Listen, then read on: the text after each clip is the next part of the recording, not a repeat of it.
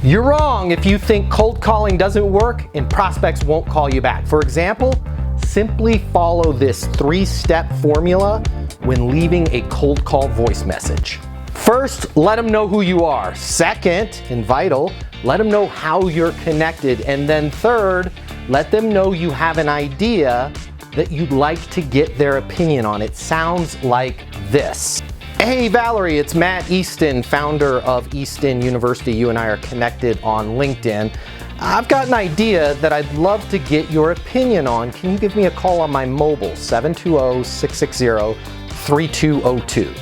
Let's say you don't have a direct connection like LinkedIn. It's still totally easy. It might sound something like this. Hey Matt, Mike Smith, Director of Sales at Denison.